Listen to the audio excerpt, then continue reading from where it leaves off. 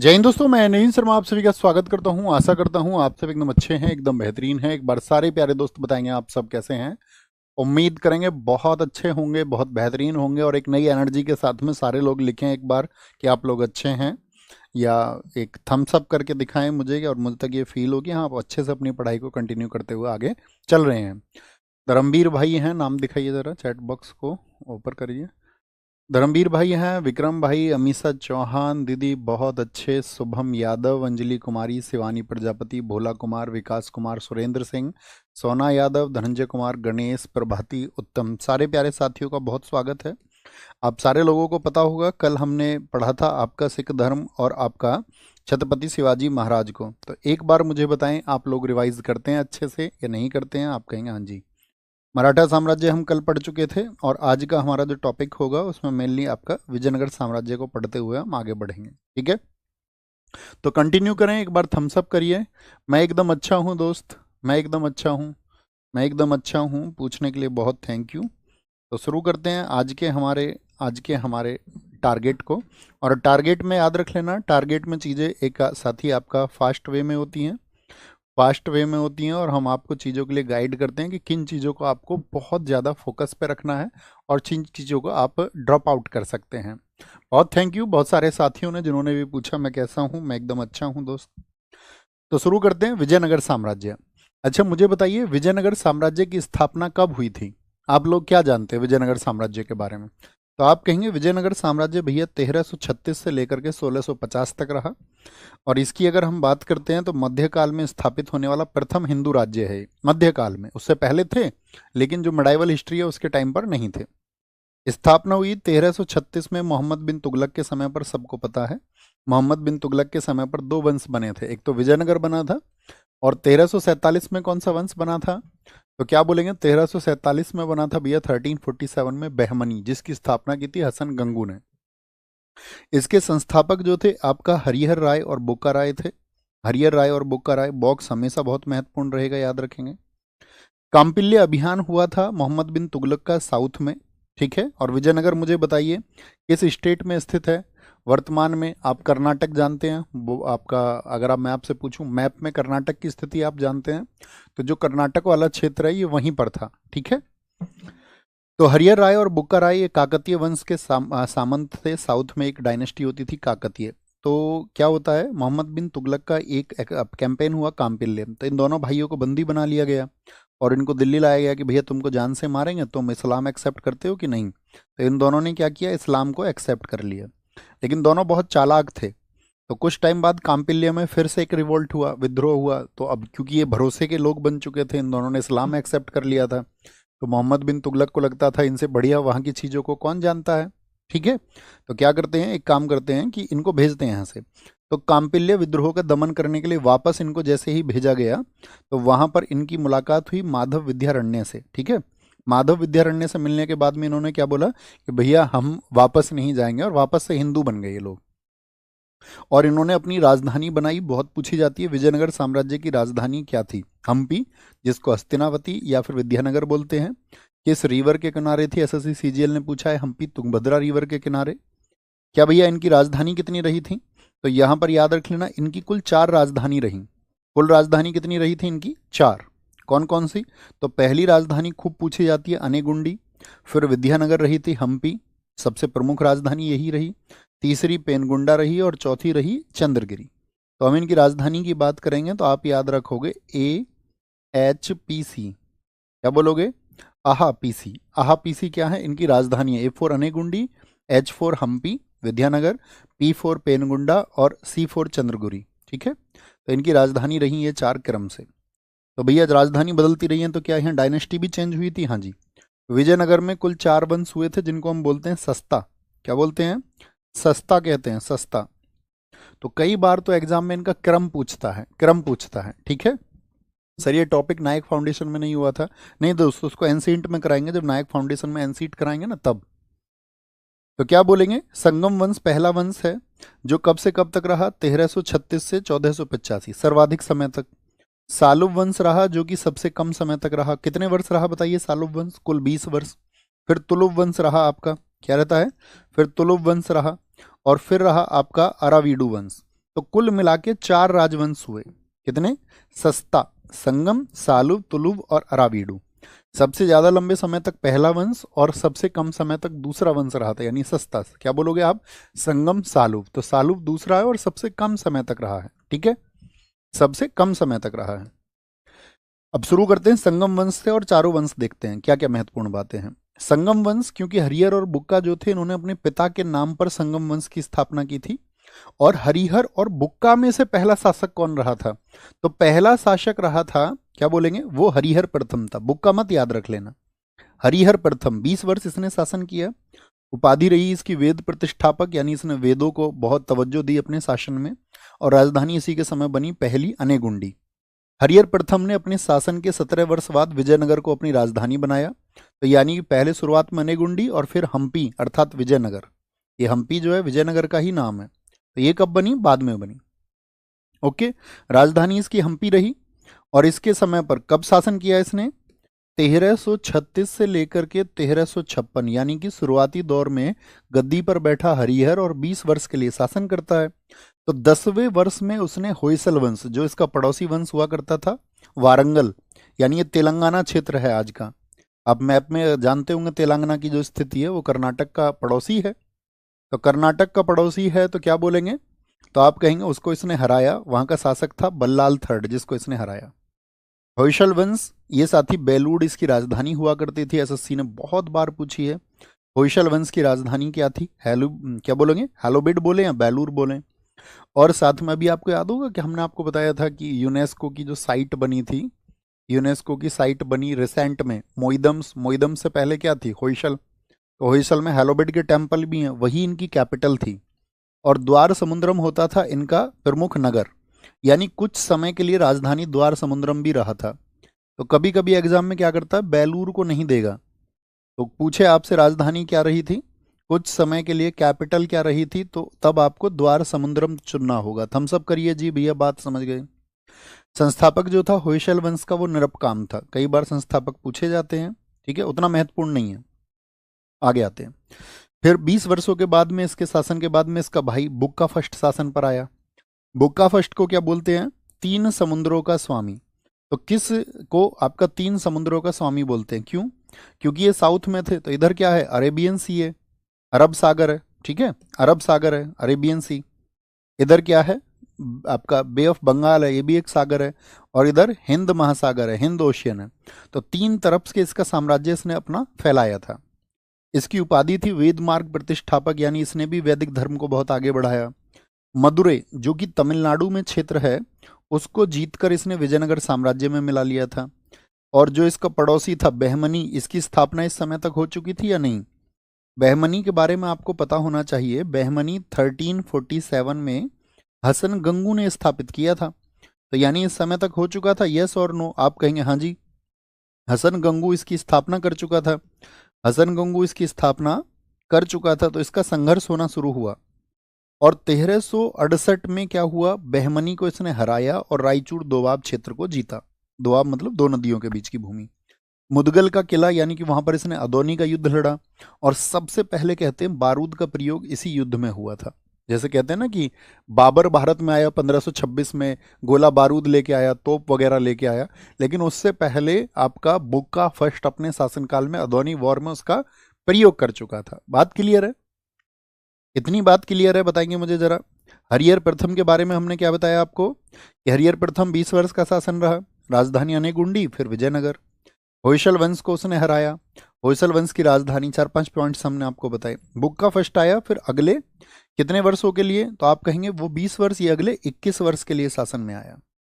तीनों क्षेत्रों को इसने जीता, तो यानी कि तेलंगाना क्षेत्र को इसने जीता, ठीक है, तमिलनाडु क्षेत्र को इसने जीता, मदुरै को जीता, आपका मुदगल का किला जीता।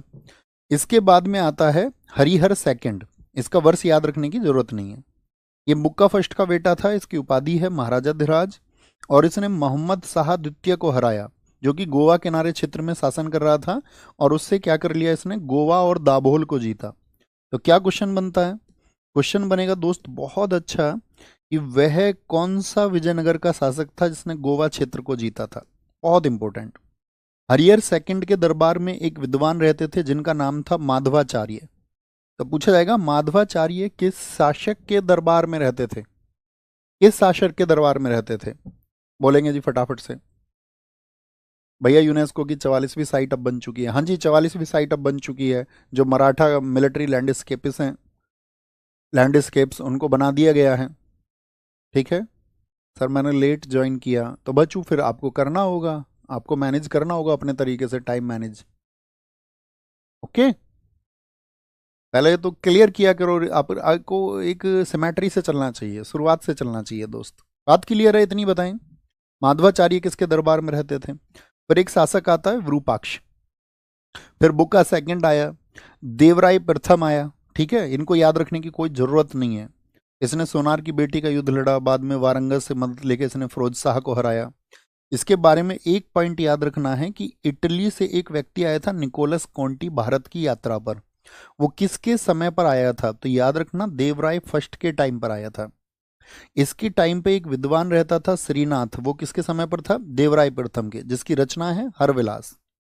इसने तुंगभद्रा रिवर, क्योंकि तुंगभद्रा के पास में इनका शासन था, तो तुंगभद्रा पर इसने एक बांध बनवाया और वहां से नहरों का निर्माण करवाया। इस तरह का क्वेश्चन नहीं पूछा जाएगा। ठीक है, बोलेंगे भाई, क्या बोलेंगे? बात समझ गए? बात क्लियर है? देवराय फर्स्ट, फिर से हम आपको बता देते हैं। बुक्का सेकंड याद रहेगा, बुक्का सेकंड के बाद में गद्दी पे कौन आता है? देवराय प्रथम। ठीक है, कुछ समय बाद। तो देवराय प्रथम के समय पर एक तो निकोलस कॉन्टी आया, ये टारगेट है हमारा। और श्रीनाथ विद्वान, जिसने हरविलास पुस्तक को लिखा, किसके टाइम पे था? देवराय फर्स्ट के टाइम पे था। बात क्लियर है? बोलेंगे जी, यहां तक की बात में। अब आते हैं देवराय सेकंड। देवराय सेकंड की अगर हम बात करते हैं, इसके टाइम पर भी एक व्यक्ति घूमने आया था, जिसको अब्दुल रज्जाक कहेंगे। देवराय सेकंड, जिसकी रचना महानाटक सुधा निधि है, इसने खुद लिखी। गज बेटकर की उपाधि बहुत टाइम रिपीट हुई है। विजयनगर के किस शासक को गज बेटकर की उपाधि धारण की गई? यानी कि इसके समय का संबंध हाथियों से था। सबसे महान शासक आपसे पूछे कि भैया संगम वंश का सबसे महान शासक कौन था? तो देवराय सेकंड। इसके टाइम पे सबसे ज्यादा मुसलमान सैनिक थे। आप देख रहे हैं परिवर्तन क्या है। इससे पहले जो वैदिक धर्म का पालन करने वाले शासक थे, और इसके बाद में जो हुए वो मुस्लिम शासक हुए। अब्दुल रज्जाक एक ईरानी यात्री आया भारत में, तो वो किसके समय पर? देवराय सेकंड के समय पर। और अभी हमने बताया निकोलस कॉन्टी किसके समय पर आया था? वो देवराय फर्स्ट के टाइम पे आया है। किसके टाइम पे आया है? देवराज फर्स्ट के टाइम पर आया है। अंतिम शासक रहा इनका प्रोड रॉय। ठीक है, संगम वंश का। संगम वंश के बाद में आपको पता है कि कुल 20 वर्षों के लिए दूसरा वंश आया। क्या क्रम बताया था हमने? सस्ता, सस्ता, संगम, सालुव, और फिर आपका तुलुव वंश और अरावीडू वंश। तो ये सबसे लंबे समय तक रहा, 1336 से 1485, और ये 1485 से लेकर के 1500। इसका संस्थापक है नरसिंह, जिसको कहा गया है प्रथम बलापहार। तो भैया बलापहार का क्या मतलब है? बलापहार का मतलब है बल के द्वारा जिसने अपहरण कर लिया हो, यानी बल के द्वारा जिसने शासन को कैप्चर कर लिया हो। इसने शासन आपका पाया और ये शासन करता रहा। इसके बाद में एक व्यक्ति आया वीरन सिंह, उसने इससे शासन छीन लिया, इसलिए उसको कहा गया है द्वितीय बलापहार, और उसने तुलुब डायनेस्टी की स्थापना की। इसकी तुलुब वंश का संस्थापक। मुझे बताइए पहले तो संगम वंश का संस्थापक कौन है? पहले तो ये पता होना चाहिए आपको। संगम वंश का, हरिहर की बुक का, आप कहोगे भैया हरिहर प्रथम है, हरिहर फर्स्ट उसका संस्थापक था। फिर आया आपका सालुब वंश। तो सालुब वंश का संस्थापक कौन है? नरसिंह है, नरसिंह, नरसिंह है, नरसिंह। और हम आपसे पूछे भैया तीसरा वंश, जो कि आपका तुलुब डायनेस्टी था, तुलुब डायनेस्टी था, उसका संस्थापक कौन था? वीरन सिंह था। वीरन सिंह कौन था? वीरन सिंह उसका संस्थापक था। चौथा वंश ये आपका आएगा कौन सा? अरावीडू वंश। ये सबसे अंतिम वंश है। तुलुब वंश क्यों इंपॉर्टेंट है? क्योंकि तुलुब वंश में एक महान और प्रतापी शासक हुए कृष्णदेवराय सेकंड। इनका शासनकाल भी दोस्तों याद रखना है, शासनकाल भी याद रखना है। क्या बोलोगे? देवराय नहीं, एक तो देवराय द्वितीय हैं सिर्फ, जिनके दरबार में आपका वो संगम वंश से हैं। उनके दरबार में कौन आया? अब्दुल रज्जाक आया है, गजबेटकर की उपाधि है उनकी, वो संगम वंश के हैं। तो तुलुब वंश, पहला क्वेश्चन तो यही पूछा जाता है, महान राजा कृष्ण देव राय किस वंश में थे? अच्छा, हम आपसे क्वेश्चन और पूछेंगे, बाबर भारत में किस वर्ष आया था?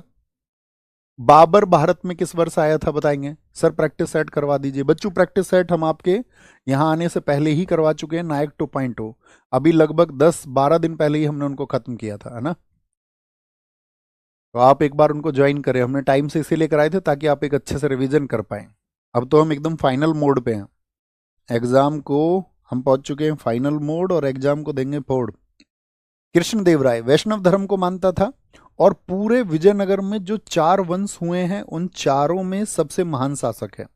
तो एक बार पूछा जाता है बाबर जिस समय भारत में आया या उत्तर भारत में बाबर शासन कर रहा था तो कौन था उस समय पर दक्षिण में, तो आप क्या बोलोगे? कृष्णदेवराय था और सबसे महान शासक है।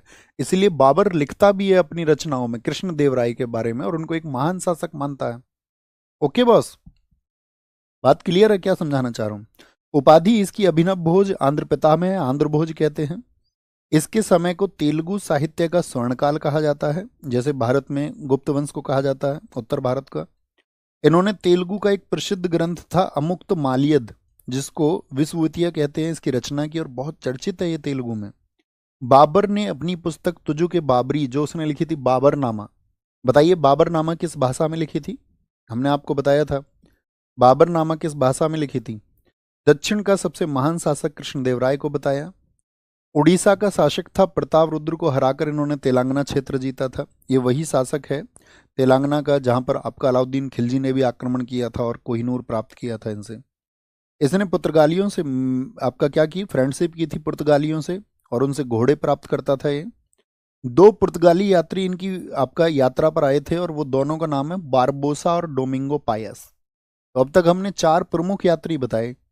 एक तो निकोलस कोंटी आया इटली से, ठीक है, अब्दुल रजाक आया ईरान से और बारबोसा किस देश से आया था? पुर्तगाल से। और साथ में आपका डोमिंगो पायस आया पुर्तगाल से। सबसे पहले आंसर दिया है चगताई तुर्क भाषा में लिखी थी शोभा कुमारी जी ने बाबरनामा, बिल्कुल ठीक है भैया। बाबर जो है 1556 में आया, तो अकबर क्या 16? अकबर कब आया फिर? 1656 में। बुद्धू ये मत घुमाओ यार, गलती से लिख गया होगा आपसे, कॉमन क्वेश्चन है। अष्ट दिग्गज इसके दरबार में रहते थे। देखिए अकबर के दरबार में क्या रहते थे? नवरत्न रहते थे, नवरत्न। ऐसे ही चंद्रगुप्त द्वितीय के दरबार में नवरत्न रहते थे। लेकिन 8 दिग्गज किसके दरबार में थे? कृष्णदेवराय के। 8 विद्वान थे, लोग थे। इनमें से ही प्रमुख है एक व्यक्ति आपका तेनालीराम। कौन? तेनालीराम। इसकी कहानी और किस्से आपने सुने होंगे, बचपन में छोटी किताबों में रहते थे। बुक है इनकी कौन सी? पांडुरंग महात्म्य, पेद्दन, नदीतिम्न, ठीक है। ये अन्य व्यक्ति हैं जो इनके दरबार में रहते थे। वो याद रखना, बुक है पांडुरंग, पांडुरंग, पांडुरंग याद रखें। निर्माण कार्य कौन कौन से हैं? नागलपुर बसाया है इन्होंने, ठीक है। हजारा मंदिर जो कि भगवान राम को समर्पित है, इन्होंने ही बनवाया। विट्ठल स्वामी मंदिर जो कि भगवान कृष्ण को समर्पित है, ठीक है, ये भी इन्होंने ही बनवाया था। इसके बाद में शासक रहे अच्युत देवराव, और अच्युत देवराव के समय पर आया था एक पुर्तगाली व्यक्ति नूनीज। तो आप समझ रहे हैं इस बात को, तुलुप वंश के शासकों के क्वेश्चन बनेगा कि सबसे अच्छे संबंध किन के साथ में थे। तो आप देख रहे हैं पुर्तगाली यात्रियों से ये व्यापार भी कर रहे हैं, पुर्तगाली यात्री इनके यहाँ पर घूमने भी आ रहे हैं, यानी कि पुर्तगालियों से इनके अच्छे संबंध हैं। दीपक कुमार मेरे दोस्त बहुत अच्छे से पढ़ो। सदाशिव राय रहे 1542 से 1570, लेकिन सदाशिव राय के एक सेनापति थे रामा राय। ये बहुत प्रभावशाली व्यक्ति थे इनके शासन में। गद्दी पर तो थे सदाशिव राय, लेकिन शक्ति किसके हाथ में थी? रामा राय। और बस यही चीज बन गई विजयनगर के पतन का कारण, क्योंकि एक तालीकोटा का युद्ध हुआ जिसको हम बन्नी हट्टी का वॉर भी कहते हैं। क्या बोलते हैं इसको? बन्नी हट्टी का युद्ध, बन्नी हट्टी का वॉर। और बन्नी हट्टी का जो ये युद्ध हुआ इसमें विजयनगर साम्राज्य का पतन हुआ। तो कभी भी पूछे विजयनगर साम्राज्य के पतन का कारण किसको कहा जाता है, क्योंकि इसके बाद में विजयनगर बस उखड़ा उखड़ा सा रहा था। विजयनगर साम्राज्य का पतन, विजयनगर साम्राज्य का जो पतन हुआ वो हुआ 1565 में। इसमें क्या था? अभी हमने बताया वास्तविक शक्ति किसके हाथ में? रामा राय। और आपका अली आदिल शाह था, ठीक है, अली आदिल शाह जो कि बहमनियों की एक शाखा से था। तो बहमनी इनसे भिड़ गए आपका, ठीक है, और अली आदिल शाह ने इनको हरा दिया। इसी युद्ध को हम राक्षसी तांगड़ी का युद्ध भी कहते हैं, बहुत इंपॉर्टेंट है, ठीक है, तालीकोटा का युद्ध। एग्जाम में इसका क्या पूछा जाता है भैया? बस ईयर, एग्जाम में इसका ईयर पूछा जाता है, याद रख लेना, ठीक है, बोलेंगे ओके। तो अरावीडु वंश की बात करते हैं। इसके बाद में अरावीडु सबसे कमजोर वंश रहा क्योंकि तालीकोटा का युद्ध हो चुका था। इसके संस्थापक रहे थे तुरुमल, ये संस्थापक हमको याद रख ले हैं। और अंतिम राजधानी भी इन्हीं के समय थी, पेनगुंडा। तो चार राजधानी हमने आपको बताई थी, अनेगोंडी, विजयनगर, फिर क्या थी आपकी तीसरी राजधानी, आप बताएं। तीसरी राजधानी आप कमेंट करोगे। चौथी राजधानी थी पेनगुंडा और अंतिम राजधानी थी। तो कई बार ये पूछता विजयनगर साम्राज्य की अंतिम राजधानी कौन सी थी। ठीक है, वेंकट क्या बोलोगे? आपका पेनगुंडा थर्ड रही थी राजधानी, सॉरी मैं अभी वो पूछ रहा था, थर्ड आपसे बोल दिया मैंने, थर्ड बताओ। थर्ड रही थी पेनगुंडा, चौथी चौथी पूछना चाह रहा था मैं आपसे। फोर्थ वन कैपिटल कौन सी रही थी? तो फोर्थ वन कौन सी रही थी ये आपको बताना है। जो लास्ट रही थी वो थी चंद्रगिरी। तो वेंकट सेकंड के समय चंद्रगिरी अंतिम राजधानी रही। और विजयनगर की स्थापना जो हरिहर प्रथम से हुई थी, उसका अंतिम शासक रहा था आपका, कौन रहा था? अंतिम शासक रहा था आपका, याद रखेंगे हमेशा, रंग तृतीय। कौन था? रंग थर्ड। ये अंतिम शासक था, अंतिम शासक था। बात समझे? क्या क्या हमने आपको बताया यहां पर, यहां से देखना एक बार। हमने बताया सबसे महत्वपूर्ण शासक आया जब तुलुप वंश आया। तुलुप वंश में वीरन सिंह ने स्थापना की। कृष्णदेवराय एक महान शासक रहे, विजयनगर के सबसे महान। इनके समय को तेलुगु साहित्य का स्वर्णकाल। अभिनव भोज उपाधि अमुक्तमाल्यद इनकी पुस्तक है। बाबर इनके बारे में जिक्र करता है। पुर्तगालियों से इनके अच्छे संबंध थे। अष्टदिग्गज इनके दरबार में रहती थी। दो पुर्तगाली यात्री आए, बरबोसा और डोमिंगो पायस। इनके बाद में भी एक नूनीज पुर्तगाली आया, किस समय पर? विजयनगर की यात्रा पर आया। देखो कॉमन क्या है, विजयनगर की यात्रा पर। किस वंश के समय पर आया? तुलुव के। और शासक कौन था? अच्युदेव। अच्युदेव। तालीकोटा के युद्ध से क्या हुआ? इनका साथी क्या हो गया? आपका जो प्रभाव था विजयनगर का वो खत्म हो गया। और अरवीडू इनका अंतिम वंश रहा। बात क्लियर है? ये वर्ल्ड आपका मैप देखा है आपने वर्ल्ड का? वर्ल्ड मैप को हम आपको क्यों दिखा रहे हैं? वर्ल्ड मैप को दिखाने का क्या उद्देश्य है हमारा आपको? देखिए यहां ध्यान से देखना। भारत को देखिए, नक्शे पर भारत देखते हैं। भारत सारे लोगों को दिखाई दे रहा है क्या? अरे भैया, भारत दिख रहा है अपना प्यारा भारत, आपको दिखाई देता है कि नहीं बताइए जरा। आप कहेंगे हाँ जी भैया दिख रहा है। तो भारत जो है, यही हम आपको क्यों दिखाना चाह रहे हैं, ध्यान से देखना। ये अपना देश भारत है, ठीक है। ये वाला हिस्सा और ले लेते हैं पाकिस्तान का, अपना ही है, पाकिस्तान का कुछ नहीं है। तो देखिए यूरोप, देखिए येलो में क्या है? यूरोप है। महाद्वीप तो आप जानते होंगे, ये एशिया है, ये यहाँ ऑस्ट्रेलिया है, ये अफ्रीका है, ये साउथ अमेरिका है और ये नॉर्थ अमेरिका है। और ऊपर और नीचे आपका अंटार्कटिका है। तो कितने हैं बोलेंगे जरा फटाफट से? कितने कॉन्टिनेंट है टोटल? 7 कॉन्टिनेंट है। तो भारत आपको यूरोप से आना है तो कैसे आ सकते हैं? तो भारत आपको आना है तो यूरोप से, एक तो इधर से आ सकते हैं अटलांटिक ओशियन से होकर इंडियन ओशियन तक, ऐसे आते थे पहले। या एक चक्कर था आपका कि भैया ये आप आ सकते हैं इधर से, स्थल मार्ग से आ सकते हैं, नहीं आ सकते जमीन से भी? हाँ जी।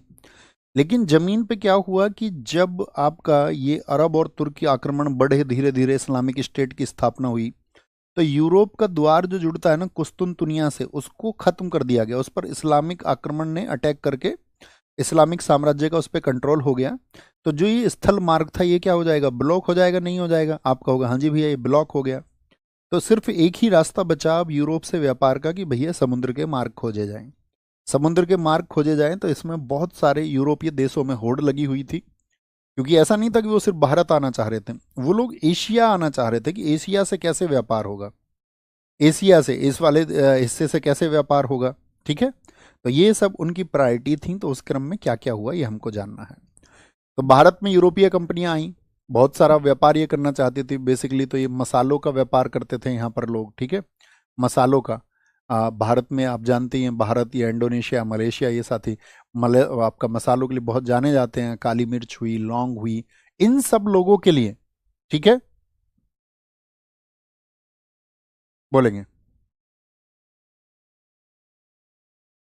भैया आप बैठ के ही पढ़ाई करो, ये जो आपका थोड़ा थोड़ा वीडियो निकालते हैं सुधर जाएंगे। कोई नहीं, वो भी अपने ही बच्चे हैं। बस पता है दिक्कत क्या होती है, जैसे कि जो पढ़ते हैं वो जानते हैं कि हम क्या बात करना चाह रहे हैं। आज हमने क्या बात की, आज हमने आपको कुछ सिखाया, क्योंकि अभी तो टारगेट बैच है, तो इसमें तो हम सिर्फ पढ़ाई के अलावा आपको कुछ सिखा नहीं पाएंगे, सिर्फ टारगेट ही कर पाएंगे।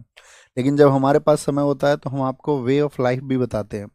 हम आपको समझते हैं कि आप हमारे बच्चे हैं, तो आपका जो आईक्यू है ना वो बढ़े, आप चीज़ों के बारे में सोच पाएं। ऐसा नहीं है कि आपका मनुष्य का जन्म हुआ। आप समझिए, आप समुद्र के तट पर जाइए, समुद्र के तट पर आप जाएंगे, ये समुद्र का तट है, वहां से एक रेत का कण उठाइए आप, रेत का कण। वो जो रेत का कण, सोचिए उस पृथ्वी का कौन सा हिस्सा है जिस पे हम रहते हैं, तो आप कहोगे भैया इसकी तो तुलना ही नहीं की जा सकती। इस ब्रह्मांड पूरे में भी सूर्य भी उतना ही बड़ा हिस्सा है। अच्छा भैया, सूर्य उतना बड़ा है तो पृथ्वी कितनी बड़ी होगी? उस पृथ्वी पे भी 70% पानी है, 29% पे सिर्फ आपका लैंड है। उस 29% में भी 7 कॉन्टिनेंट है, उसमें भी 200 से ज़्यादा कंट्री हैं। 200 से ज़्यादा कंट्री में एक अपना कंट्री इंडिया है, भारत है। उस भारत में भी 28 स्टेट हैं। उन 28 स्टेट में भी बहुत सारे साथी आपका सिटी हैं, उसमें बहुत सारे गांव हैं। उस गांव में से एक घर आपका है, उस घर में से एक कमरा आपका है, और उस कमरे के एक हिस्से में बैठ के आप पढ़ रहे हो। आप इस पुणे यूनिवर्स का इतना हिस्सा हैं। तो हमारा जीवन क्या सिर्फ जो हम मनुष्य बने, इस सृष्टि ने जो हमको मनुष्य बनाया, क्या आपको अंधविश्वास को थोपने के लिए बनाया था? क्या आप तार्किक नहीं हो सकते हैं, या आपको होना नहीं चाहिए? आप कहेंगे भैया बिल्कुल होना चाहिए। तो मैं ये कहता हूं कि जो मानसिकता तुम्हारे दिमाग पर थोप दी गई, उसके लिए बगावत कीजिए, उसके खिलाफ उठ खड़े होइए।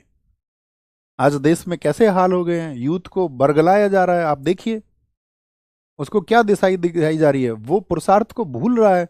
और कोई भी व्यक्ति ये नहीं कह रहा है कि भाई नहीं, इस देश के यूथ को, जो इस देश को चलाते हैं, उन लोगों को प्रार्थना करनी चाहिए यूथ से कि भाई आपको साइंटिफिक होना होगा। हम लोगों ने विज्ञान का जितना तिरस्कार करना था कर लिया, हम लोग दुनिया में पिछड़ते जा रहे हैं। आज देश कर्ज में है, हमारे यहाँ R&D पे पैसा खर्च नहीं हो रहा है, अनुसंधान हमारे यहाँ नहीं बढ़ रहे हैं, लोग पलायन कर रहे हैं। हमारे यहाँ का इंटेलेक्चुअल जो वर्ग है वो इस देश को छोड़ करके जा रहा है। तो ये देश कैसे तरक्की करेगा? और हम उसके बदले में हमारा यूथ क्या कर रहा है? जो सरकारों की जिम्मेदारी है उसको मतलब एक पहचान देने की, उसको रिवाइव करने की, सरकार ने उसको वोट बैंक के लिए बस छोड़ दिया है। उसको रोते हुए छोड़ दिया उस यूथ को कि ठीक है, ये तो सिर्फ हमारा वोट बैंक है। तो बात समझ रहे हैं आपका? तो मैं इसलिए बोलता हूं, अब कोई ना समझे बात, दिक्कत ये होती है कि चीजें गई, हमने आपको समझाया, एक क्रम दर क्रम क्रम दर समझाया, आप समझते गए। वीडियो कट करके किसी ने डाल दी तो उसमें वो लोग एंटर कर जाते हैं जो ना हमारे स्टूडेंट हैं, ना हमारे बारे में जानते हैं, ना कुछ सोचते हैं, ना समझ सकते हैं। तो फिर उनसे हमको फर्क भी नहीं पड़ता कि भाई जब हमको जो जानते नहीं समझते नहीं तो क्या टिप्पणी करेंगे। दुनिया है, अच्छे काम के लिए भी गलत टिप्पणी करती है। समझे बात को, क्या हम कहना चाह रहे हैं? तो आपको इंटेलेक्चुअल होना पड़ेगा दोस्त, सोचना पड़ेगा आपको। ठीक है ना? ये धरती इसलिए नहीं बनी है कि आप धर्मों में, जातियों में, वर्गों में, नस्लों में बट जाओ। आपको ह्यूमन होना पड़ेगा, इंसान होना पड़ेगा। छोटी सी जिंदगी है जिसका हिस्सा आप जी के चले जाएंगे। या तो आपकी मर्जी है, आप उसको बहुत सारी नकारात्मकता के साथ जी लीजिए, या आप ऐसा समझ लीजिए कि आपको थोड़ा सकारात्मक होकर जीना है। ठीक है? हाँ, विश्व गुरु हैं हम। कह रहे विश्व गुरु हैं। वो तुम्हें भी पता है हम कैसे विश्व गुरु हैं। अपने देश का तिरंगा तक हम चाइना से इंपोर्ट कर रहे हैं, प्लास्टिक वाला। इंडेक्स उठा के देखिए हमारी स्थिति कहाँ पर है। ये गर्व करने की बात नहीं है, हम सबको मिलकर सुधार करना होगा। लेकिन ठीक है, कोई कहेगा उसके बारे में, कोई नहीं कहेगा, कोई कहेगा ठीक है ये पढ़ लो और निकल जाओ। आते हैं बात में। भारत में यूरोपीय कंपनियों का आगमन हुआ, किस लिए हुआ? मेन ऑब्जेक्टिव क्या था? व्यापार। नए रास्ते खोजने की जरूरत क्यों पड़ी? तो आप कहेंगे भैया दो रूट थे, एक तो लैंड रूट था जो यूरोप से तुर्की होते हुए इराक ईरान होते हुए भारत आता था। दूसरा था जलमार्ग जो हमने आपको अभी दिखाया, लाल सागर से होते हुए अरब और यूरोप तक आता था। लेकिन क्या होता है, 1453 में एक बड़ा मेजर चेंज आया धरती में, धरती पे। ठीक है, आपका एम्पायर्स का क्या आया? दो साम्राज्य थे, यूरोप में होता था रोमन साम्राज्य, ठीक है, और इधर आपका जो अरब देश थे उस्मानी, इनमें तुर्क में, इनमें होता था ओटोमन साम्राज्य। भारत भी आए थे ना ये तुर्क, तो भारत से भारत में भी इन्होंने आपका प्रयास किए, और भारत के वापस जाकर के उधर अरब में भी इन लोगों ने प्रयास किए। ठीक है, दो साम्राज्य आपस में भिड़ गए 1453 में। रोमन साम्राज्य की तरफ से था ऑगस्टस सीजर, और ओटोमन साम्राज्य की तरफ से था राजा महमूद। तो महमूद ने क्या किया, इनको हरा दिया। इनको हरा दिया। और जीत किसकी होती है इसमें? महमूद द्वितीय की जीत हुई, यानी कि तुर्कों की जीत हुई। और कुस्तुनतुनिया, आज भी आप मैप पे देखोगे इस्तानबुल को, तो इस्तानबुल इनके कंट्रोल में आते ही यूरोप का कनेक्ट इनसे छूट गया। ठीक है। और साथ में ये जो आपका रोमन साम्राज्य था, इसमें दो साम्राज्य थे, पश्चिमी रोमन और पूर्वी रोमन। ये जो ईस्ट रोमन था, यानी कि ईस्टर्न यूरोप में होती थी राजधानी कुस्तुनतुनिया, इनकी राजधानी होती थी रोम। तो ये सब लोग फिर भाग के रोम पहुंच गए थे और कुस्तुनतुनिया पर तुर्कों का आपका कंट्रोल हो गया था, ये हमने आपको बताया। तो कुस्तुनतुनिया तो रास्ता कौन सा बचा फिर? स्थल मार्ग तो खत्म हो गया। ठीक है, स्थल मार्ग तो खत्म हो गया, तो बचा क्या रूट? फिर बचा आपका जल से। ठीक है, जल से एक रूट बचता है। भारत में यूरोपियों के आने का क्रम क्या रहा? तो ये क्रम बहुत इंपॉर्टेंट है। सबसे पहले भारत में कौन आया? 1498 में पुर्तगाली आए। 1600 में जो ईस्ट इंडिया कंपनी थी उसने चार्टर दिया ईस्ट इंडिया कंपनी को, ब्रिटिश साम्राज्य ने। डचों में से आपका 1602 में, डैनिश लोग चले 1616 में, फ्रांसीसी 1664 में, और सबसे बाद में स्वीडिश। तो इसमें सबसे इंपॉर्टेंट बात क्या है कि होड़ लगी या नहीं लगी, हम लोगों को एक देखना है। ठीक है, हम लोगों को एक बात देखनी है, होड़ लगी या नहीं लगी सब लोगों के बीच में, बताइए जरा, क्या बोलेंगे? एक होड़ लगी या नहीं लगी? आप कहेंगे हाँ जी, एक होड़ लगी, जिसमें सबसे पहले कौन आए? पोर्टुगीज आए। अब देखिए क्या क्या प्रयास हुए थे। 1492 में यूएसओ से एक समुद्री मार्ग की खोज की थी, किसने? क्रिस्टोफर कोलंबस ने। दरअसल में ये भी निकला था इधर आपका एशिया के लिए एक मार्ग ढूंढने, लेकिन ये भटक गया। और एशिया के लिए मार्ग ढूंढते में कहाँ पर पहुंच गया? ये कहाँ पर पहुंच गया? तो इसे आना इधर था और पहुंच गया इधर। पहुंच गया कहाँ? इधर पहुंच गया, अमेरिका पहुंच गया। ठीक है, तो क्या इंडिया की खोज हो पाई? नहीं जी, कोलंबस जो स्पेन का निवासी था इसकी खोज नहीं कर पाया। एक पुर्तगाली राजकुमारी था हेनरी, उसने पूरी लाइफ कोशिश की कि वो रास्ता ढूंढ ले, लेकिन वो भी असफल रहा। इसके बाद में 1487 में एक व्यक्ति है बार्थोलोम्यू डियाज, इतने उत्तर मासा अंतरीप की खोज की। उत्तर मासा अंतरीप का मतलब है कैप ऑफ गुड होप। ये भैया कैप ऑफ गुड होप क्या है? देखिए, ये आपको अफ्रीका दिख रहा है यहाँ पर, यहाँ पर देखिए आप, ये आपका क्या है? Cap of good hope. लेकिन क्या बोलोगे आप, आधा रास्ता तो खोज लिया गया ना, आधा रास्ता तो संभव हो गया या नहीं हुआ? बताइए हाँ या ना। आप कहोगे हाँ जी। 1498 को इसके बाद में इसके साथ में बाकी लोगों को भी भेज करके कि भाई अब तुमको ये यात्रा पूरी करनी है। 17 मई, कहीं कहीं इसकी डेट 20 मई भी रहती है, लेकिन 17 मई एकदम ठीक डेट है। तो क्या बोलेंगे? वास्को डिगामा ने भारत यूरोप के व्यापारिक मार्ग की खोज की। ठीक है, बोलेंगे भी फटाफट से। पुर्तगाली राजा इमैनुअल ने इनको भेजा था। उस समय पुर्तगाल का राजा कौन था? इमैनुअल। और इनकी एक कंपनी बनी थी एस्तादो दा इंडिया। तो बहुत इंपॉर्टेंट है कि पुर्तगालियों की कंपनी कौन सी थी? एस्तादो दा इंडिया थी, एस्तादो दा इंडिया। ओके, ये कहां पर पहुंचा? सबसे पहले कालीकट केरल में। केरल बताइए किस तट पर है? ईस्टर्न कोस्ट पर है कि वेस्टर्न कोस्ट पर है? आप मैप जानते होगे, तो आप क्या बोलोगे? भैया इधर, यानी कि अफ्रीका से जब ये लोग इधर को आए तो कहां से आते हैं? आपका कैप ऑफ गुड होप से यहां पहुंचे। तो क्या बोलेंगे? कैप ऑफ गुड होप से। इसका उद्देश्य क्या था? जब ये यहाँ पर एक राजा से मिलता है, जमोरिन, जो वहाँ का स्थानीय शासक था केरल का। ये लोग एक तो व्यापार के लिए आए थे और यहाँ पर इन्होंने ईसाइयत का खूब प्रचार किया जम के। हमारे देश में ईसाइयत का बहुत थोड़ा प्रचार नहीं हुआ, बहुत प्रचार हुआ। हॉस्पिटैलिटी के माध्यम से, एजुकेशन के माध्यम से, तुम्हारे बच्चों को शिक्षा देंगे, क्या रखा है हिंदू धर्म में, तुम्हारे बच्चों को इलाज मिलेगा, तुमको हेल्थ कार्ड बना देते हैं। तो मिशनरी हॉस्पिटल चले, बहुत फ्री इलाज हुआ। और शुरुआत में तो उनका प्रमुख उद्देश्य यही था कि कैसे भी करके ईसाइयों की संख्या बढ़ाई जाए, और वो सफल भी हुए थे काफ़ी उसमें। लेकिन बहुत सारे भारत में धर्म सुधारक हुए जिन्होंने उनके खिलाफ में आवाज़ उठाई। ठीक है, बोलेंगे अभी फटाफट से, आगे आएंगे। वास्को डिगामा भारत एक बार तो आया 1498 में, दूसरी बार कब आया वास्को डिगामा? 1502 में। आपसे पूछे वास्को डिगामा कितनी बार भारत आया था, तो 3 बार आया था। कितनी बार? 3 बार भारत आया था वास्को डिगामा, 3 बार। तीसरी बार जब वो भारत आया तो 1524 में यही भारत में उसकी डेथ हो गई थी। इसके बाद में क्या किया उन्होंने? इसके बाद में पुर्तगाल के राजा ने पैड्रो अल्वारेज कैब्रेल, ये व्यक्ति भी बहुत समुद्री यात्री था, बहुत अच्छा, इसको ब्राजील का खोजकर्ता कहते हैं। और साथ में बार्थोलोमियो डियाज, ये भी जानता था कैप ऑफ गुड होप तक का रास्ता और भारत का रास्ता। तो इन दोनों को साथ भेजा और पूरा डेलीगेशन भेजा। ये लोग यहाँ से जो व्यापार करने आते थे तो उसका कई कई गुना सामान बेचते थे। जैसे वास्को डिगामा आया, उसको अपनी जो खर्च था ना यात्रा का, उससे 60 गुना ज़्यादा मुनाफा हुआ था। तो उसका बहुत वेलकम हुआ था वास्को डे गामा का, ठीक है। 1503 में इन लोगों ने यहाँ पर जो व्यापार ये बार बार करने लगे, तो इन लोगों ने सोचा कि भाई एक अपनी फैक्ट्री बना लेते हैं, पहली व्यापारिक कोठी। देखो, कोठी से मतलब कोई बंगला नहीं है, कोठी से मतलब कोई फैक्ट्री नहीं है, ये सिर्फ क्या होती थी, एक जगह होती थी, एक जगह होती थी जहाँ पे ये क्या करते थे, भाई यहाँ से हमको क्या करना है, सामान उठाना है। जैसे हमारा जहाज हो गया, ये जहाज है हमारा, तो सिर्फ सामान उठाने के लिए क्या करते थे, समुद्र तट पर एक जगह बना लेते थे कि जो भी व्यापार होगा आसपास से उसको सामान को यहाँ इकट्ठा करेंगे, इधर से कुछ आएगा यहाँ इकट्ठा होगा, लोग यहाँ उतरेंगे, लोग यहाँ रहेंगे, और सामान यहाँ से लोडिंग अनलोडिंग यहीं से फिर पहुंचाएंगे। समझ गए ये क्या था, बोलेंगे ये क्या था, तो आप कहेंगे भैया 1503 में पुर्तगालियों ने कोचीन में पहली व्यापारिक कोठी खोली, पहली व्यापारिक कोठी खोली, ठीक है, कोई दिक्कत। 1505 में फ्रांसिस दी अल्मेडा पहला पुर्तगाली गवर्नर बनकर भारत आया। तो अब जब इनका व्यापार बढ़ गया तो उसको चलने के लिए गवर्नर भी चाहिए, गवर्नर मतलब जो कंट्रोल करे।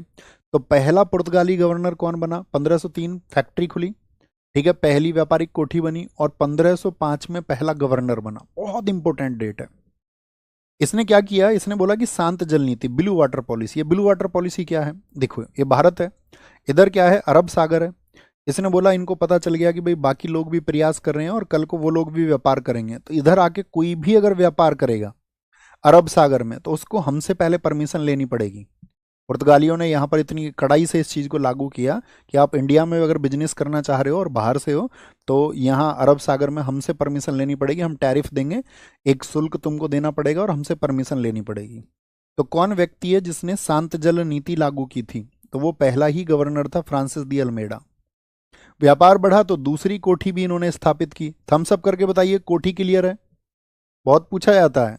कोठी यानी कि जो सेंटर बनाया इन्होंने, बिजनेस सेंटर बनाया, जैसे आज भी हेडक्वार्टर्स बनाती हैं बहुत सारी कंपनियां, तो ऐसे ही इन्होंने क्या बोलेंगे, यहां पर कन्नूर की कोठी स्थापित की। और इससे पहले इन्होंने गुजरात का एक शासक ज्यादा चीची चीची कर रहा था, उसको हरा दिया, महमूद बेगड़ा को।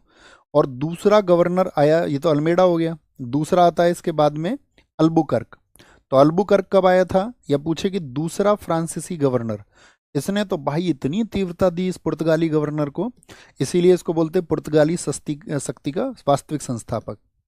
यानी कैसे शक्ति दे दी इसने, पहला कौन है गवर्नर, अल्मेडा। अल्मेडा ने क्या लागू किया है, शांत जल नीति, यानी अरब सागर में हमारा कंट्रोल होगा। इसने देखा कि अरब सागर में तो कंट्रोल बढ़िया तरीके से हो ही जाएगा, और यहाँ भारत के भी कुछ क्षेत्रों को हमको जीतना पड़ेगा, और भारत के क्षेत्रों को हमको जीतने के लिए क्या करना पड़ेगा, यहाँ के बहुत सारे लोगों को कंट्रोल करना पड़ेगा। तो इसने पहले तो ब्लू वाटर पॉलिसी को खत्म किया कि ठीक है आने दो, लड़ेंगे, अपनी शक्ति का परिचय देंगे। इसने बहुत सारी शादियां की भारत में, बहुत सारी शादियां, ठीक है, मुस्लिम विरोधी था ये एकदम से।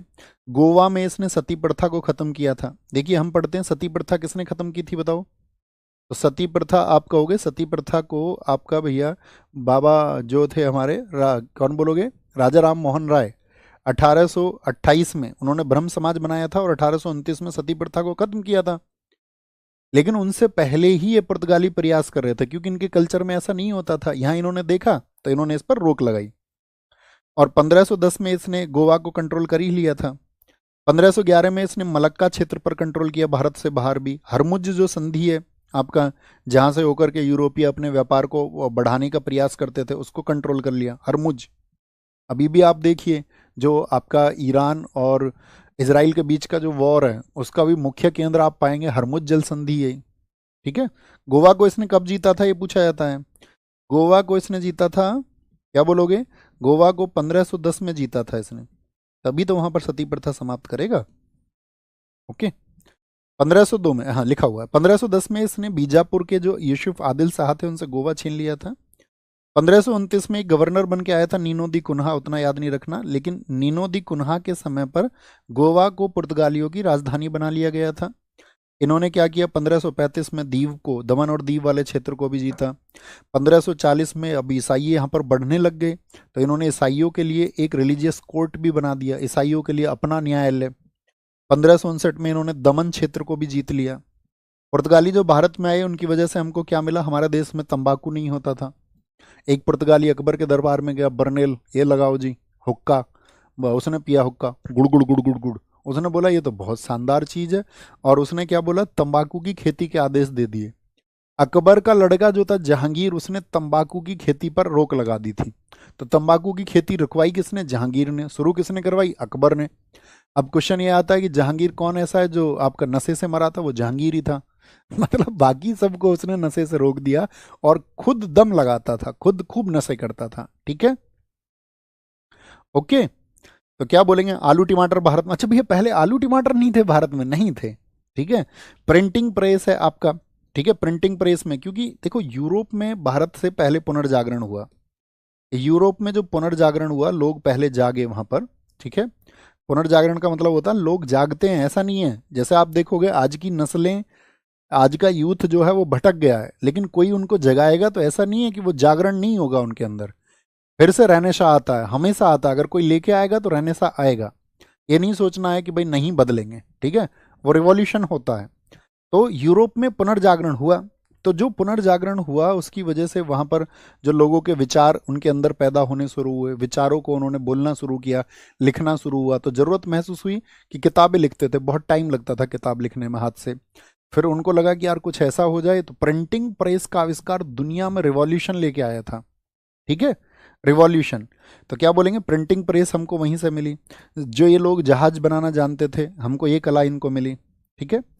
1661 में क्या किया था पुर्तगालियों ने? अपनी राजकुमारी कैथरीन ब्रिगेंजा की शादी ब्रिटिश राजकुमार चार्ल्स द्वितीय से कर दी थी, और दहेज में दे दिया था भैया मुंबई। अरे भैया इतना बड़ा दहेज, मुंबई दहेज में दे दिया। 1659 में श्रीलंका को डचों ने छीन लिया था। किससे छीन लिया? ये पुर्तगालियों से, यानी पुर्तगालियों का इस पर कंट्रोल था। और साथ में इसी समय पर इसके बाद इन्होंने क्या कर लिया? ये जो इन्होंने ब्रिटिश के राजकुमार से शादी की है, बाद में यही इस क्षेत्र को भी छीन लेंगे। ठीक है।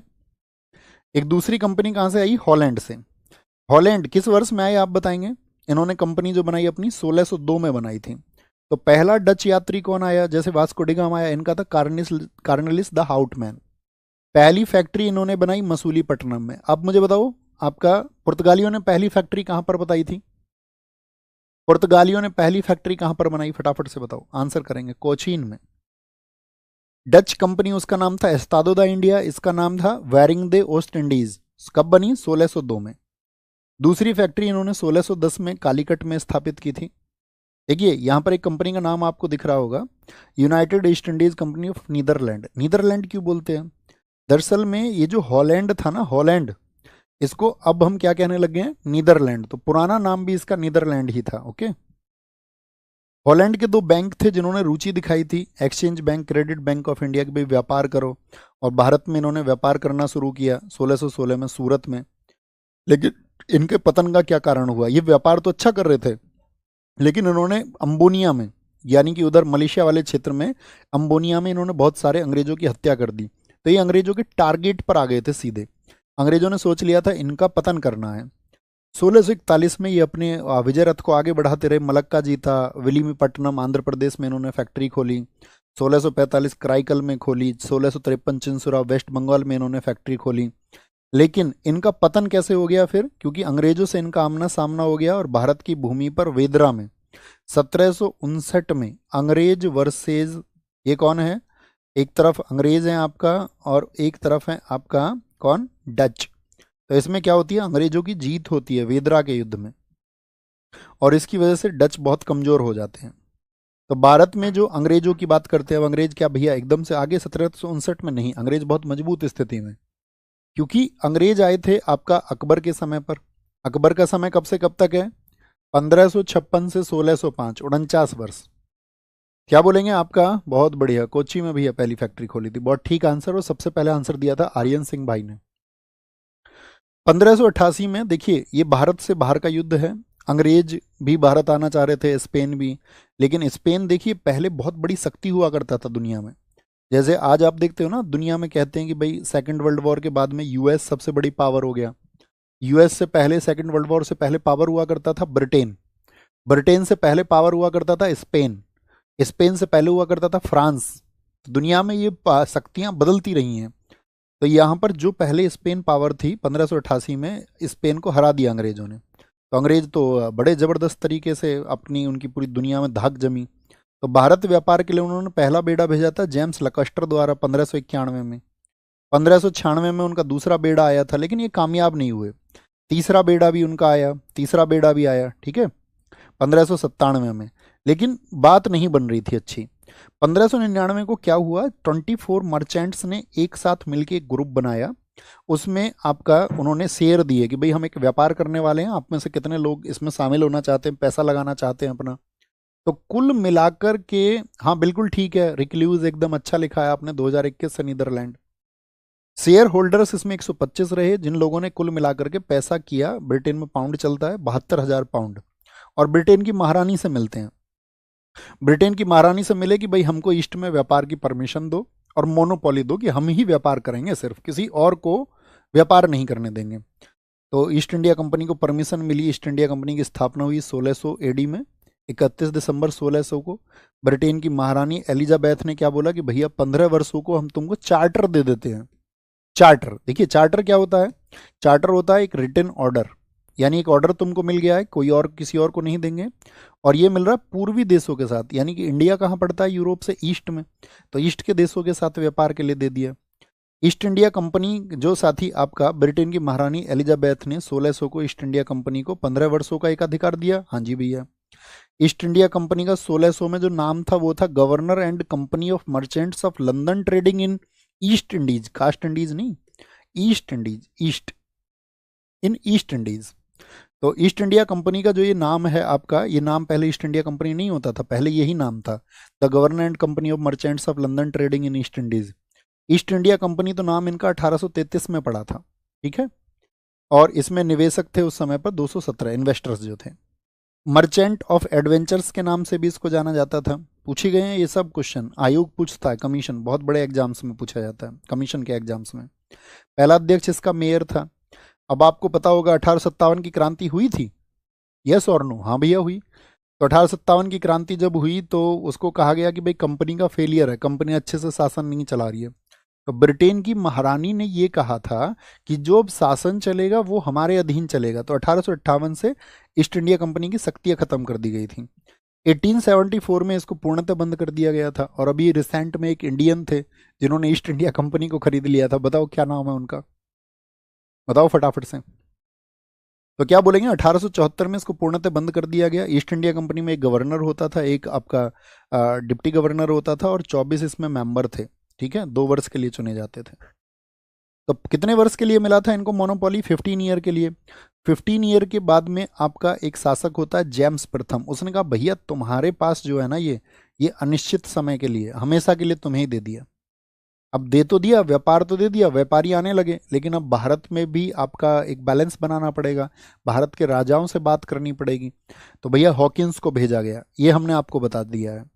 याद है हॉकिंस की सारी कहानी, हॉकिंस सफल हो पाया था क्या, आप कहोगे नहीं। हॉकिंस 1608 में सूरत आया, सूरत पहुंचा, और मुगल दरबार कब आया, 1609 में, जहांगीर के समय पर आया था। जहांगीर इसको देखा, इसने बोली उससे फारसी, इसको इंग्लिश खान कहा, लेकिन इसको व्यापार की परमिशन नहीं दी। तो ये भैया चला गया वापस हॉकिंस 1611 में। फिर उसके बाद में हमने कहा था कि इन्होंने क्या ठान लिया था कि भाई पुर्तगालियों को हराएंगे तभी ये एंटर करने देंगे। भैया धीरू भाई अंबानी ने खरीदा है कंपनी को, नहीं भैया, बिल्कुल गलत है। नायक बैच वाले बच्चे बताएगा कोई, क्या बताया था हमने, किस भारतीय ने अभी ईस्ट इंडिया कंपनी खरीदा था पीछे। भैया सती प्रथा को गुरु अर्जुन देव जी ने भी तो समाप्त किया था, हाँ जी बच्चू, बिल्कुल किया था, लेकिन वो बहुत बाद की बात है। क्या बोलेंगे, मिडल्टन आया तो उसने पुर्तगालियों को हराया, ठीक है, स्वाली वॉर में। तो उससे क्या हुआ कि पुर्तगालियों का प्रभाव कम हुआ। नहीं तो मुगल ये सोचते थे, हॉकिंस ये सोचता था कि यार अंग्रेज इससे पुर्तगालियों से बड़ी कोई दिक्कत, बड़ी शक्ति ही नहीं है। ये आया ठीक आंसर, सबसे पहले आंसर दिया है सुमन राय जी ने, संजीव मेहता ने खरीदा ईस्ट इंडिया कंपनी को, बहुत शानदार। ओके, 1611 में मसूलीपट्टनम आंध्र प्रदेश में इन्होंने पहली अपनी कैसी बनाई, व्यापारिक कोठी बनाई, क्योंकि इनका प्रभाव बढ़ गया स्वाली वॉर में जब पुर्तगाली हार गए। और 1613 में इन्होंने सूरत में स्थायी कोठी खोल दी, एक परमानेंट। बाद में आपका 1615, क्योंकि व्यापार तो कर ही रहे थे, लेकिन बड़े स्केल पर व्यापार करने के लिए ये परमिशन चाहते थे, ठीक है। 1615 में थॉमस रो आया था, इसको साथ ही जेम्स प्रथम ने भेजा कि भाई जाओ परमिशन लेके आओ, ठीक है। और ये परमिशन पाने में क्या हुआ था, सफल हुआ था थॉमस रो। 1632 में गोलकुंडा के सुल्तान ने स्वर्ण फरमान जारी किया। गोलकुंडा यानी आंध्र प्रदेश में, वहां पे राजा से इन्होंने बात कर ली। पूछा जाता है ब्रिटिशियर्स ने बालासोर में कब फैक्ट्री खोली थी, 1633 में। मद्रास को इन्होंने किराए पे ले लिया, वहां पे इन्होंने एक फोर्ट बनाया, सेंट जॉर्ज फोर्ट, अपना एक सेंटर बनाया था। बंगाल तक ये लोग पहुंच गए, हुगली के तट पर, वहां परमिशन लेके इन्होंने फैक्ट्री खोली। 1661 में इनको दहेज में बम्बई मिल ही गया था, दहेज में, ठीक है। भैया सती प्रथा को कितने लोगों ने खत्म किया है बच्चों, आप इतने बुद्धू कैसे हैं। देखिए स्थानीय शासक जो होता है वो थोड़े से अपने क्षेत्र में लागू करता है उस चीज को, आदेश लागू करता है, लेकिन एक समय पे आपको पता होगा जब बेंटिक था तो उसके वो ईस्ट इंडिया कंपनी की तरफ से था, ईस्ट इंडिया कंपनी की तरफ से वो गवर्नर था शुरुआती दौर में, और बाद में गवर्नर जनरल हुआ था 1835 के एक्ट से, आपको पता होना चाहिए।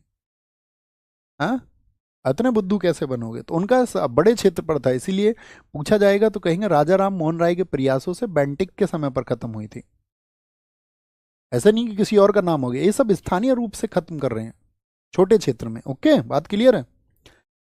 तो क्या बोलेंगे इन्होंने, ये बहुत सारी चीजें आप देख रहे हैं, कहाँ कहाँ ये पहुंच रहे हैं, कहाँ कहाँ पहुंचे बताओ फटाफट से। सूरत में, गुजरात में व्यापार कर रहे हैं, आंध्र प्रदेश में ये व्यापार कर रहे हैं आपका, तमिलनाडु में ये व्यापार कर रहे हैं, मद्रास में, ठीक है, और बंगाल तक ये लोग पहुंच गए हैं। बम्बई इनको दहेज में मिल गया है, बम्बई, तो आप कहेंगे भैया सब जगह फैल रहे हैं धीरे धीरे। और बम्बई जो था आपका 1661 में, क्योंकि वो इनको दहेज में मिला तो उसने दे दिया ईस्ट इंडिया कंपनी को 10 पाउंड के वार्षिक किराए पर कि भैया हमको किराया दे दो, ये बम्बई ले लो हमसे। देखो कैसे डील करते थे बम्बई। तो क्या बोलेंगे 1686 में मुगलों ने देखा इनके प्रभाव को बढ़ते हुए, तो मुगलों ने सोचा अरे मुगल वुगल क्या हैं, हमसे बड़े थोड़ी हैं, तो इनको पता चला। तो भैया इस टाइम पे 1686 में बताओ कौन मुगल शासक था, औरंगजेब, भारत का बहुत प्रभावशाली शासक था। तो उसने जॉब चारनाक जो कि कलकत्ता का संस्थापक है उसको बुलवा लिया था, उसने अपने यहाँ पर नाक रगड़वाई थी औरंगजेब ने, इनने माफी मांगी थी सब लोगों ने, भैया जी व्यापार करने दो, गलती नहीं करेंगे, बोला ठीक है गलती नहीं होनी चाहिए। 1687 में ये हेडक्वार्टर लेके आए अपना सूरत से बंबई। 1698 में इनको बंगाल का एक नवाब था, तो इन लोग देखो बंगाल पहले बहुत प्रॉस्पेरस था, क्योंकि आज वाला बंगाल नहीं था वो, आज वाला असम, आज वाला उड़ीसा, आज वाला बिहार, आज वाला झारखंड, आज वाला पश्चिम बंगाल, ये सब बंगाल क्षेत्र था। तो बंगाल इतना बड़ा एरिया था, तो उसमें क्या था आपका, नदियों की वजह से, दोआब, गंगा जमुना की वजह से, और बहुत ज़्यादा खेती अच्छी होती थी। व्यापार का केंद्र पहले वही हुआ करता था, जैसे आज आप देखते हो ना आपका इकोनॉमिक कैपिटल हमारा मुंबई है, बंगलुरु है, उस तरह से पहले बंगाल हुआ करता था, ठीक है। तो 1698 में बंगाल के नवाब इब्राहिम खां से 3 गांव की जागीरदारी प्राप्त की, ठीक है, 3 गांव की जागीरदारी। और इन 3 गांवों को मिलाकर के उसने 1700 में एक कोर्ट आपका क्या बनाया था, फोर्ट बनाया, फोर्ट विलियम। कौन से 3 गांव थे, सूतानती, कलिकाता और गोविंदपुर। इन तीनों को मिलाकर के क्या बनाया, फोर्ट विलियम किला बनाया। और 1717 में फर्रुख सियर के समय पर, याद है फर्रुख सियर को मैंने बताया था फोड़ा था, फर्रुख सियर ने दस्तक जारी कर दिया, क्योंकि इसके फोड़े का इलाज कर दिया किसने, डॉक्टर हैमिल्टन ने। बोला वाह तुम तो बहुत अच्छा आदमी है यार, तुमको क्या चाहिए, क्या मांगती। तो उसने बोला भैया व्यापार मांगती। कैसा व्यापार मांगती, बोला सूरत में व्यापार मांगती, बंगाल बिहार उड़ीसा में व्यापार मांगती। तो बोले ले लो क्या दिक्कत है। तो ये अंग्रेज चालाकी से आए, इसके बारे में रिसर्च करके आए थे, अच्छा इसको दिक्कत है, बैठा नहीं जाता इसको। तो शिष्टमंडल इसके समय पे आया जिसका अध्यक्ष था जॉन सुरमन, और डॉक्टर हैमिल्टन ने इलाज किया था फर्रुख सियर का। तो ये इतना खुश हुआ कि 10,000 रुपया दे दो बस वार्षिक साल का, और सूरत में तुमको कोई टैक्स नहीं देना है, निश्चिंत रहिए, खुल के व्यापार करो, खुल के लूट मचाओ। तो ये घृणित शासक है फर्रुख सियर। 3,000, इसीलिए घृणा करते हैं इससे हम। 3,000 में इसने बंगाल बिहार और उड़ीसा में ट्रेड फ्री टैक्स, कोई पैसा अतिरिक्त नहीं देना है। और इसकी ये जो घोषणाएं थी इनको कहा गया दस्तक। और इसी दस्तक ने जन्म दिया कि अंग्रेजों की भूख इतनी ज्यादा बढ़ गई कि वो लड़ते हैं, सबसे इंपॉर्टेंट प्लासी। प्लासी कब हुआ था, 1757 में। अंग्रेजी राज की शुरुआत प्लासी युद्ध को माना जाता है, प्लासी से अंग्रेजी राज की शुरुआत हो गई। और बक्सर का युद्ध जो उन्होंने लड़ा 1764 में, इससे अंग्रेजी राज स्थापित हो गया था। इसके बाद में अंग्रेजों को रोकने वाला कोई नहीं था। और भारत से जो उन्होंने लूट मचाई उसके बारे में आपको रिसर्च करनी पड़ेगी। इतनी लूट, इतनी लूट, हद से ज्यादा लूट, और हमारे लोग लंदन जा रहे हैं। इस देश को किसी ने उतना नहीं लूटा जितना अंग्रेजों ने लूटा। किसी अरब ने नहीं लूटा, किसी तुर्क ने नहीं लूटा उतना। हाँ, इस देश को लूटा है उन लोगों ने भी, भारत को बहुत प्रभाव किया, लेकिन अंग्रेजों के बराबर किसी ने नहीं लूटा,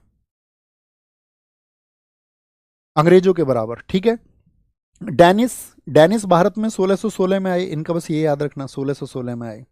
पहली फैक्ट्री इन्होंने कहाँ याद आपका स्थापित की थी? ट्रैंकोबार में।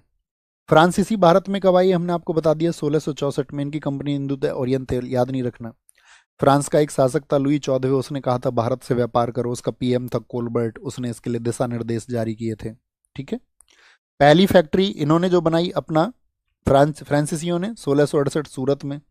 दूसरी फैक्ट्री इन्होंने मसूलीपट्टनम में गोलकुंडा के शासक से। 1672 में इन्होंने सेंट थोने पर कब्जा कर लिया था और गोलकुंडा के शासक ने इसे आज़ाद कराकर डचों को सौंप दिया था। उसने डचों को दिया था ना गोलकुंडा। हाँ जी। फ्रैंको मार्टिन एक अच्छा गवर्नर था, फ्रांसीसियों को उसने अच्छे से जमाया। तो फ्रांसीसी जो साथी कंपनी है उसका अच्छे से निर्वहन करने वाला व्यक्ति कौन था? तो वो है फ्रैंको मार्टिन। Franco Martin. ठीक है। फ्रैंको मार्टिन के बाद में ही आपका पांडिचेरी की स्थापना हुई। पांडिचेरी की स्थापना कब हुई थी? 1674 में। वालीकोंडपुरम गांव था, वहाँ का स्थानीय शासक था शेर खान लोधी, उससे जमीन ली इन्होंने। चंद्रनगर में फैक्ट्री खोली। अरे भैया, फ्रांसीसी तो बहुत आगे हैं। ठीक है। शाइस्ता खां की मदद से। शाइस्ता खां कौन था? औरंगजेब का मामा। ये औरंगजेब के टाइम पे खुल रही हैं फैक्ट्रियां। 1693 में डच वर्सेज फ्रांसीसी हुआ और डचों ने इन विचारों से पांडिचेरी छीन लिया। ठीक है। रिजविक की संधि से पांडिचेरी को वापस कर दिया गया। 1697 के बाद में इन्होंने देखिए क्या हुआ, मॉरिशस पर कब्जा किया, माहे पर कब्जा किया, कराईकल पर कब्जा किया। अंग्रेजों के खिलाफ इतनी ताकतवर शक्ति से बढ़ रहे थे, इसकी ताकतवर शक्ति से बढ़ रहे थे, और हमारा यहीं पर एंड होगा। लेकिन बाद में क्या होगा आपका, आप जानते हैं कि अंत हुआ कब? 1759 के। एक तो वेदरा हमने आपको बताया, वेदरा का युद्ध, उससे क्या हुआ था? डचों का अंत हुआ था। और इससे आगे की कहानी पढ़ेंगे हम कल की क्लास में, कल की क्लास में। ओके। रॉबर्ट क्लाइव ने सर नेतृत्व किया था किसमें? रॉबर्ट क्लाइव बक्सर के युद्ध में। किसका बोल रहे हैं बताओ फटाफट से, कहां पर आपका नेतृत्व किया था?